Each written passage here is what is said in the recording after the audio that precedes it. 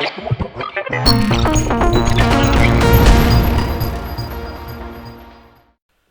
and welcome back to my channel. Today we are going to create the bass for the kick.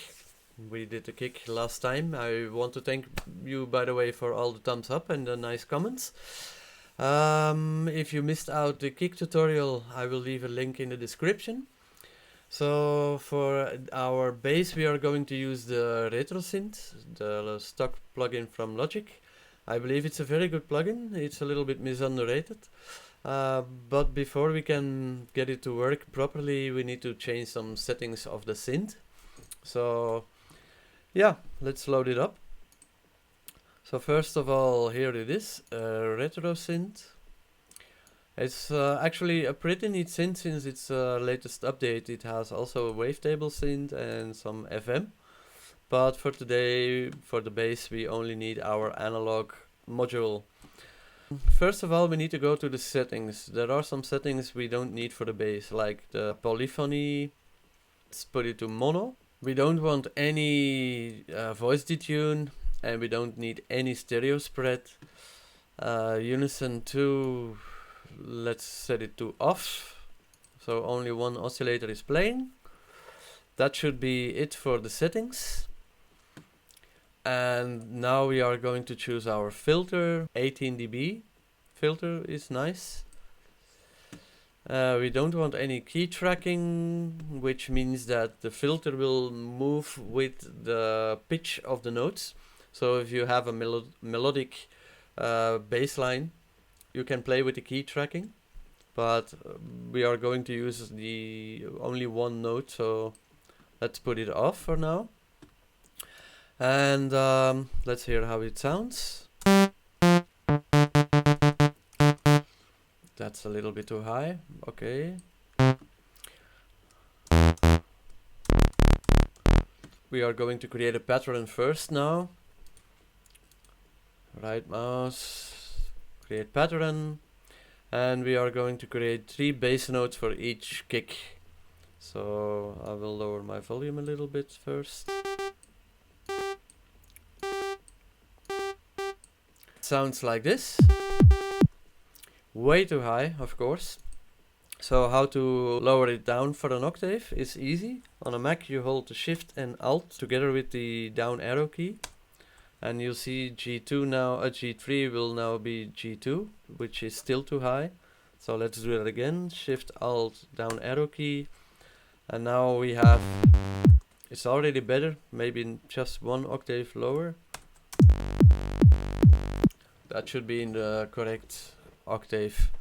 We know that a 1/16 note calculation is pretty simple. You have 60,000, you divide it by the BPM, which is 146, and you divide it by 2 again, and that should be 211 milliseconds. So let's first set up our amp envelope, the decay time of 210,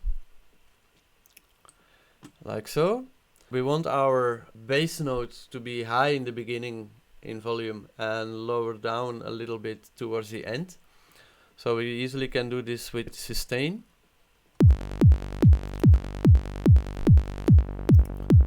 Also for the filter envelope we are going to set it to 210 milliseconds.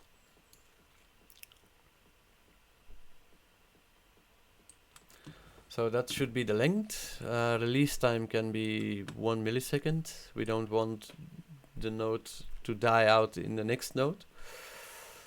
And we want to lower the sustain from the filter. So let's bring that down.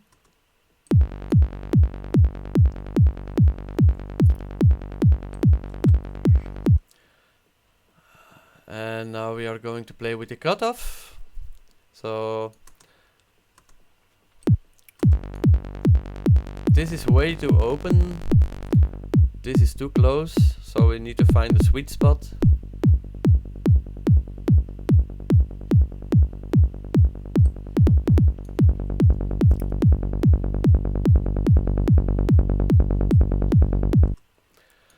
And play with the envelope.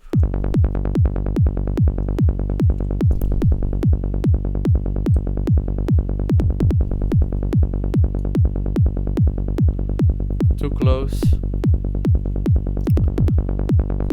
too open.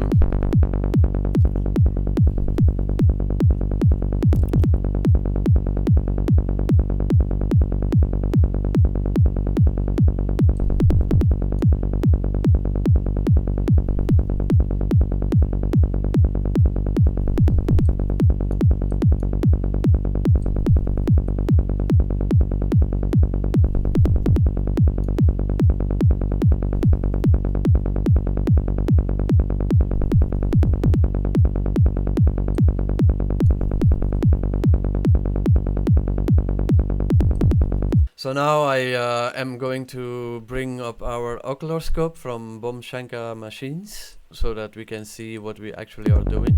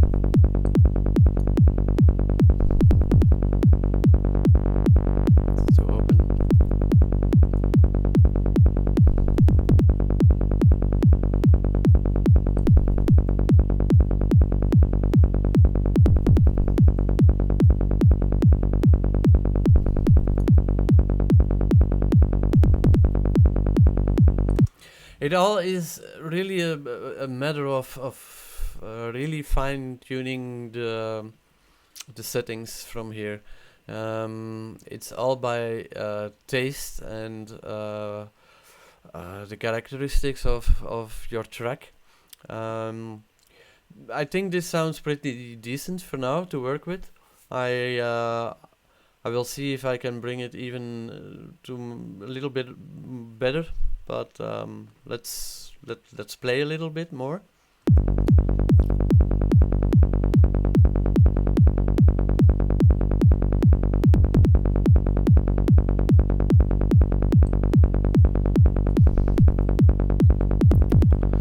I think it sounds nice like such. To set our proper volume for the bass, let's call this bass by the way. Let's keep it nice and overviewed. If you want to name your MIDI clips to the same name as your track name, you just select your track, you hold Shift and Alt, and you press the N from name, and you see it will rename it automatically. So that's a pretty neat trick. The next step most likely will be the equalizing. So you will see that the first harmonic will be louder than the second one, and I always try to level them out a little bit. So I will for sure dip the first harmonic a little bit with a low shelf.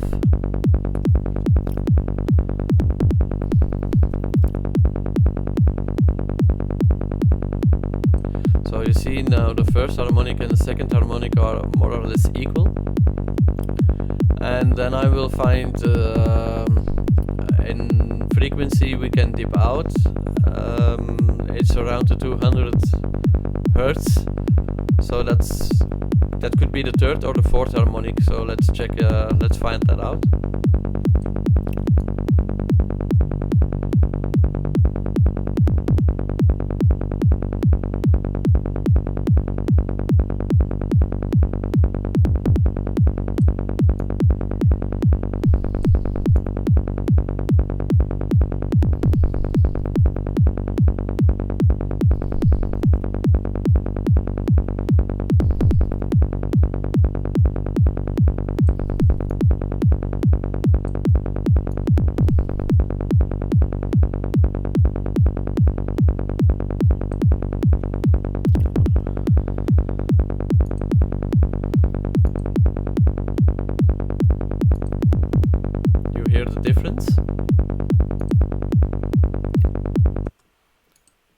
nice. So let's do a A/B with the equalizer.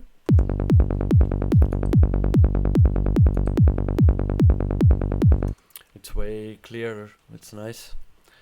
What else could we do is maybe some saturation. We have in Logic under multi-effects we have fat effects. I'm not going to use any bandpass. We don't want any filter movement. We don't want any bass enhancer for this type of bass. What we do like is a little bit of soft saturation. So let's add some saturation. It will change our volume. So how to level out our bass? Well, it's pretty simple. I always try to stay below the kick with -2 dB. So first let's check our kick. Our kick is -13.5. So our bass should be -15.5. So it's too loud now. That's because of the distortion we added. So let's dial that back a little bit.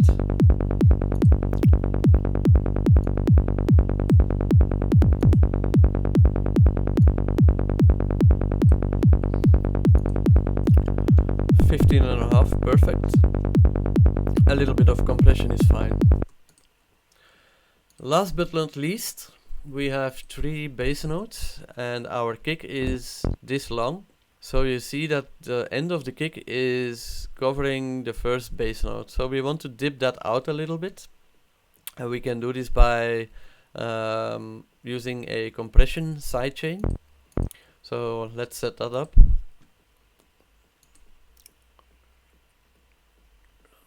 Dynamics, compressor. So how we are going to use this? First of all, we set up our sidechain channel, which is our kick in this case. We want to make sure that our auto gain is set to off. We don't want any auto gain going on. We are going to use a compression ratio of 3. We want the attack to be fast because we want to have the compression going from the beginning. And we'll see for the release. I will set it to 50 now. And we are going to drag the threshold until we see the needle moving till around -5 dB. So let's see. And here.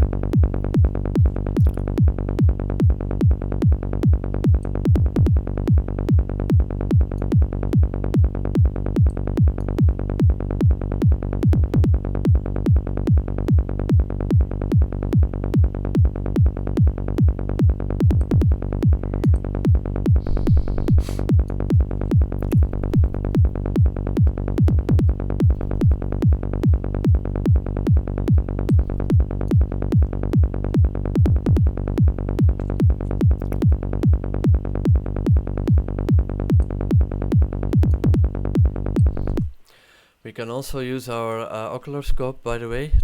We can sidechain with this as well. So let's see how they overlap.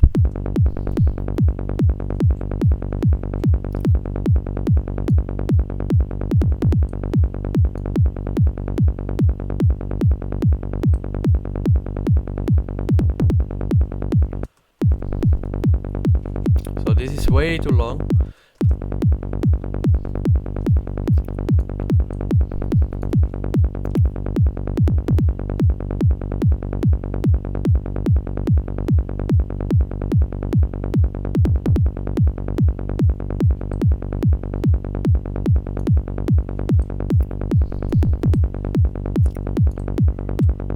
And it's too silent.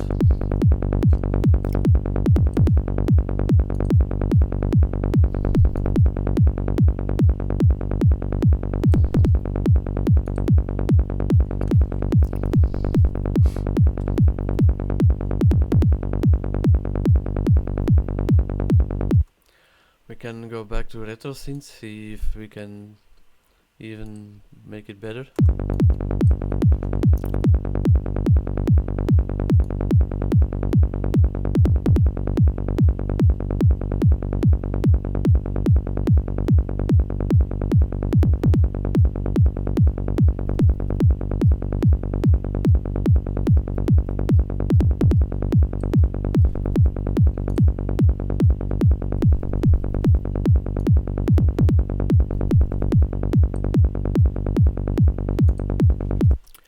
nice. Something I do like on the compressors of Logic is the distortion unit. It gives really some bite to sounds. So I like to try to set it to soft distortion, and it will most likely give our bass some grittiness. So let's find that out now.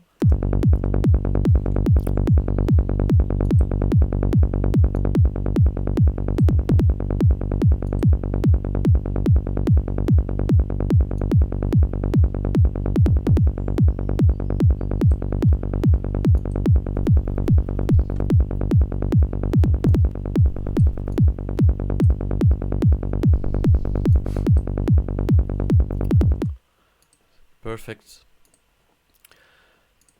Now for the more intermediate part, we can check if the kick and the bass are in phase, which means that they don't cancel each other out in the low end.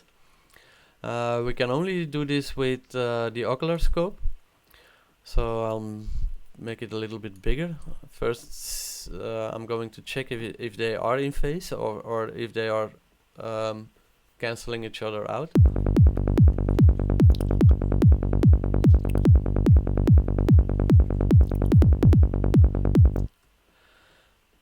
I think it's okay.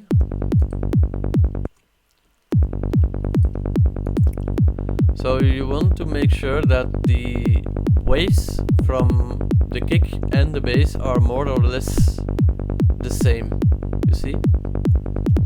In this case there is no problem. I could of course show you when it's completely out of phase.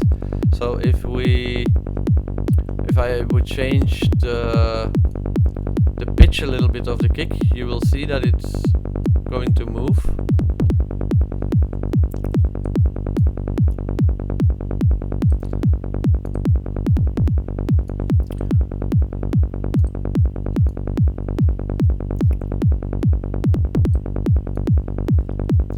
You see? Now we can actually match the cycles to each other a little bit.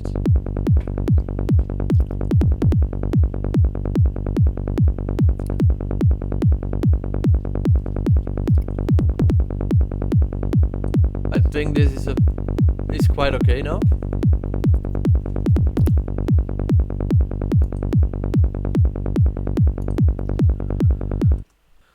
So yeah, that's it for the bass. I hope you enjoyed it. If you do have questions or suggestions, then please leave a comment. And if you like the video, then please give it a thumb up. And next time we will move on with the percussions. Percussions and maybe the atmospheric sounds. And we build our track from there. So yeah, stay tuned and catch you the next time. Bye.